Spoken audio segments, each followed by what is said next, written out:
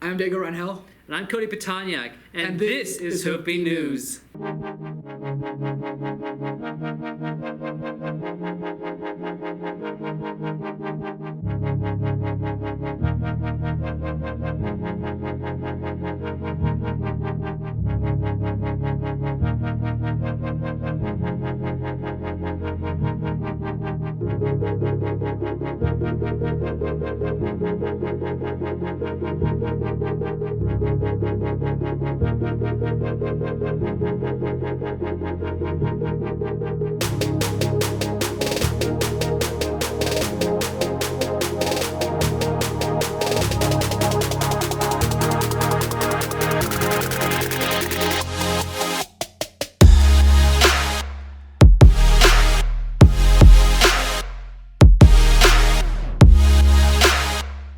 Today is Tuesday, December 12th, and we are back with a new episode of Hoofbeat for you. The Parade of Lights happened last Thursday. Dio has a story on that. Last Thursday was the Parade of Lights. Many businesses and even high school clubs took part in the parade. Here's Laisha Carnity, two people who were active in helping their club take part in the parade. So we plan on using my parents' tow truck, and we plan on having a trailer. We're gonna decorate it because it's a candy cane theme, so we're gonna decorate it like with red and white. We started planning for this approximately like 3 weeks ago because we had to submit an application, and then we started thinking about how we were gonna decorate. Yeah, we've been planning on what we need to put on the trailer, what rules we need to follow, who's gonna help in the parade, and stuff like that.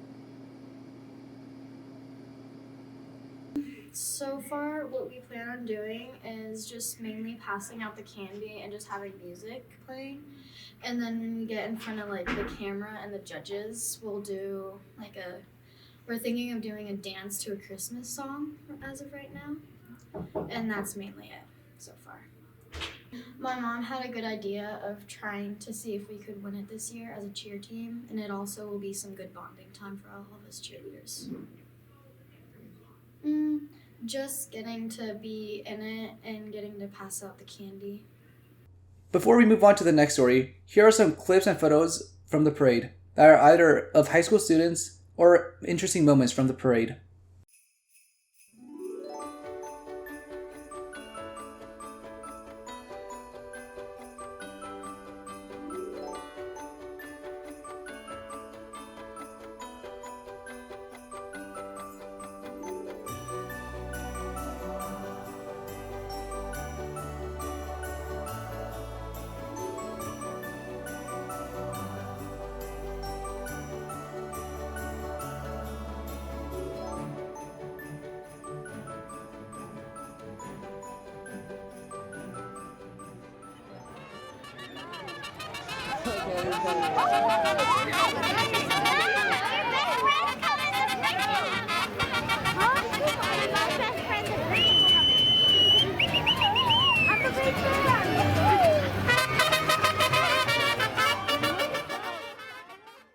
Thanks for that, Diego.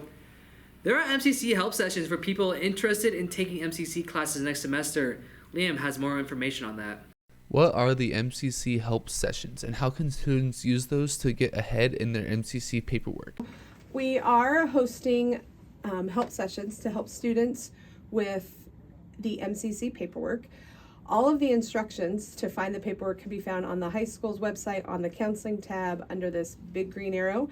You're going to click on the instructions. The instructions bring open, here are the 4 steps. The first step is to apply to MCC. If you have not done that, we can help you with that at the help sessions. The second step is to explore what kind of classes you want to take. Once you know what you want to take, then you're going to fill the concurrent enrollment paperwork in, and there's a form to do that. If you need help on how to do that, there's a video. Finally, once you know what classes you're taking and you have filled out the concurrent enrollment form, which is this form here, it's a 2-page document.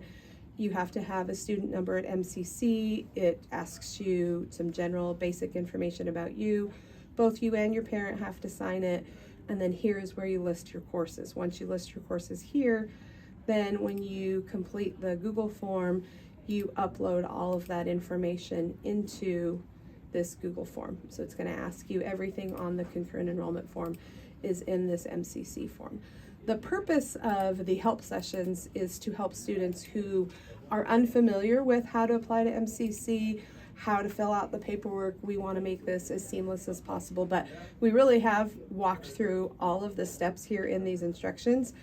This first page is just the basic steps, or pages 3 through 2 and 3, 4 are all the detailed instructions on how to meet each of those steps. So if you have questions, bring those to the help sessions. We're going to have help sessions on Thursday, December 7th and Thursday, December 14th at lunch. Yeah, what the MCC Help Sessions for the students are, it's a time for the students to come down and ask their own individual questions. We put these on, so again, it's more personalized for what the students are needing, because each student's needs are going to be different. Maybe they just need help finding the right class, and this is a time that they can do that. Yeah, and those are conversations, that we have all throughout the year in choosing classes, not only here on campus, but also at MCC. We get to know the students a little bit more, their likes, what they enjoy doing, and then we say, well, did you know that this class was offered or that this was offered? And then they can try that out, see if it fits for them. Help sessions for the MCC paperwork forms are going to be Thursday, December 7th and Thursday, December 14th. The reason that we do the help sessions is to assist the students in completing all the paperwork that's needed for MCC. There are steps that can be found on the website, and so make sure you look through those instructions, and if you have questions or know what classes you want to take, that's helpful to bring all that information with you to our help sessions. We're always available to the students here at the counseling office. If you can't make it to the help sessions, we're going to have some other ones. You can always email your counselor or come on down to the counseling office and we'll help you out, even if you can't come to the help session. So all of our emails are at the front of our main office area. So you can email your counselor, or we will be having help sessions. If we have an abundance of students in the 7th and the 14th session, we can look at putting another help session together that last week when we have finals. So that way students get the paperwork in before we leave for break, so that way they have a higher chance of being guaranteed their class. Classes are filling up first come, first serve, so we want students to fill this in the sooner the better, so that way we don't leave for break. They come back and then the classes are full by the time we start classes in January. What is the best way to prepare for the MCC help sessions? I think the first step will be to review the instructions on the website. It sets up the 4 steps. If you've already applied to MCC, you're halfway done. That's the biggest part of getting the application started, is that process. If you have filled out classes for the fall semester, you already know that process of filling out concurrent enrollment, and you do have to do it every semester. So just because you're in a year-long class doesn't mean you don't have to fill out that paperwork. You still have to do that as well. So looking through the classes and the options at MCC, you'll be able to see what you want, and that will help too. I guess the thing that I'd want them to make sure to have is, the concurrent enrollment paperwork. If they come down with that already in hand, that speeds up the process and we can get all that going right away. And just come on down with your questions. If you need anything, please email the counselors for help and make sure you don't miss this great opportunity. Thanks, Liam. Many students have a part-time job. Faye got an interview with a few students. Today, I got to talk to an employee at Murdoch's Serenity Storage. Serenity Storage, Murdoch's, for like 2 months now. Yeah, it's not bad. I work almost like every day, other than like Tuesdays and Wednesdays. Saturday, definitely, especially after snow, we're really busy. They're pretty nice. Like, we all get along, so, and if not, we all get business along, so. Yeah, a lot of high schoolers work there. A lot of juniors, seniors, and sophomores. Here is an employee at Ebenezer, Kenzie D. Herrera. Kenzie D. Herrera. I work at Ebenezer. It has to do a lot more with healthcare because I work with elderly people. I've worked there for almost a year. I do enjoy working there. Yeah, I would recommend applying if you want a more challenging and cooperative job. I work 4 days a week. It just depends on the employee, I guess. Like, it depends on who you're friends with, who are just your coworkers,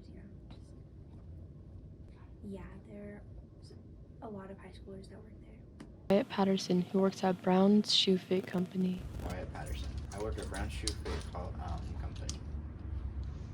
4 or 5 months, I think. Yeah, actually I do.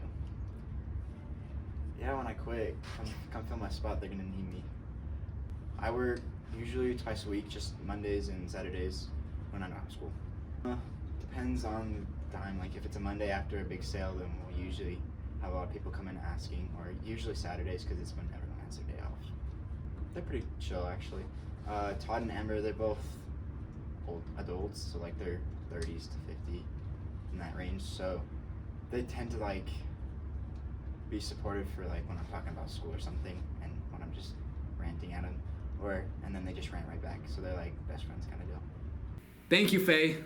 On the 2nd, Morgan High singers went to the Chili Festival and sang a few of their carols.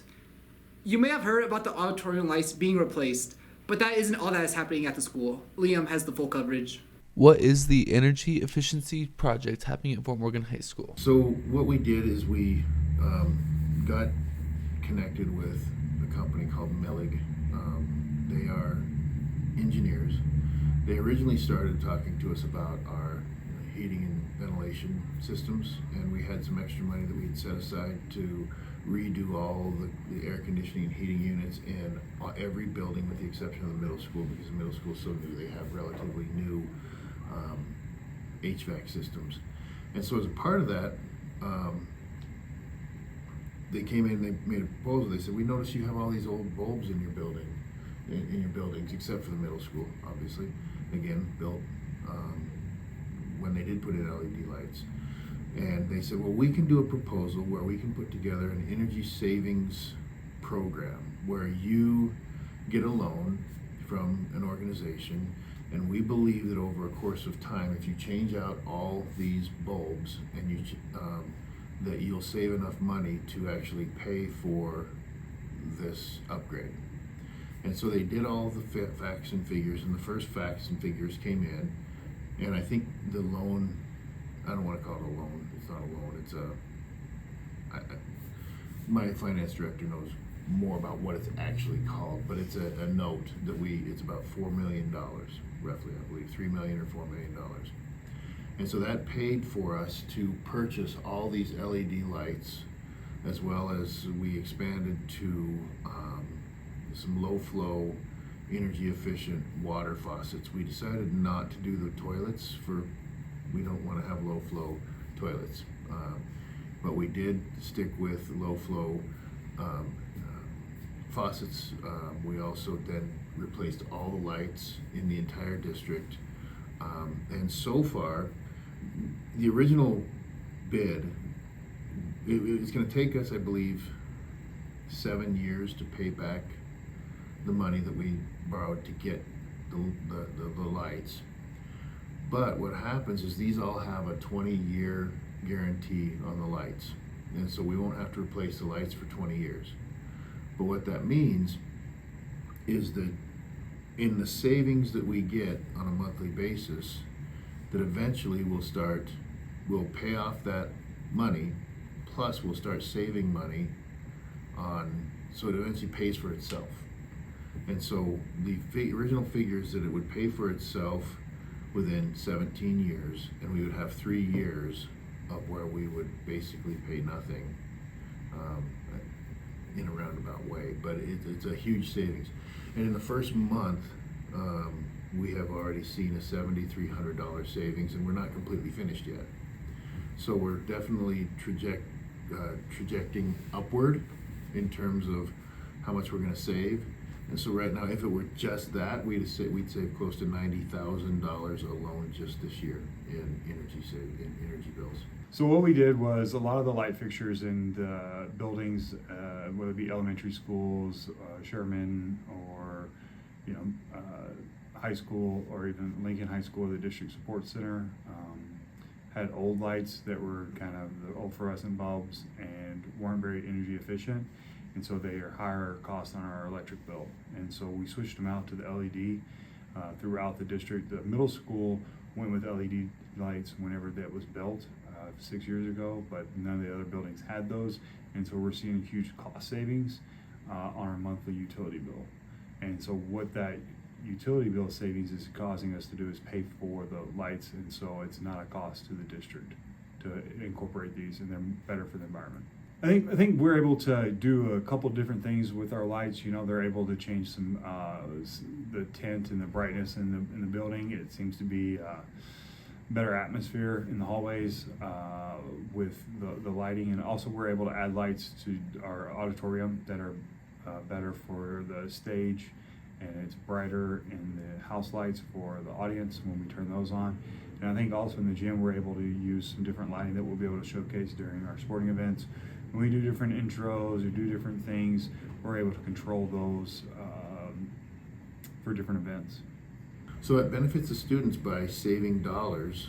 First of all, number one, it saves dollars and goes back. Every dollar we get, we try to put back into students somehow, whether it's new materials, whether it's new resources, whether then it turns into potential pay implications to attract and retain quality teachers, because that directly impacts the student. I firmly believe that the number one thing that impacts student achievement is a quality teacher in front of every student. And so we're trying to make our pay packages and our benefits packages very extremely competitive, which we just recently got in the top 4th in the highest pay for beginning teachers in the state of Colorado. We did that just this last year. And so this is the first time in many, many, many years that we are fully staffed, and we're feeling pretty good about that. How did we get enrolled in this energy project? That's a great question. I think this energy project, we were approached, Mr. Sanders, our superintendent, kind of was meeting with some different groups about different projects, and so he met with Millig, and they presented this idea. It's a concept they've done in other school districts in eastern Colorado, and so I kind of worked with them to help develop the idea, the scope of the project, and then he was able to incorporate it. Some of the things that you'll notice, that you probably don't really notice the lights too much. I mean, the library at the high school is pretty bright, but you may or may not notice the difference in the hallways or in the different classrooms or whatever. But when you go to a basketball game, you're gonna see a light show, and we put in some pretty impressive lights. They're state of the art. We've not only done that, but the Bank of Colorado and another organization donated some money to help us buy that scoreboard. We've really upgraded the lighting system in there. There's a projector in there that's going to do some different things. And then the next part of that, we didn't want to just focus on athletics and sports. We wanted to focus on drama as well. And we have included as part of that package a top-of-the-line, state-of-the-art, brand new entire lighting package for the stage. So the first phase was lights. I think the next phase is going to be like you're going to see some different things in the automated hand washing faucets in some bathrooms. You're going to see some HVAC work as well done over the next few years. So those are kind of the next energy efficient projects we're going to be doing. Next time you go to a sporting event or something in the theater, look out for the new lights that have been installed. All right, that's all the time we have for this episode. From all of us at Hoofbeat News, have a great week, FMHS.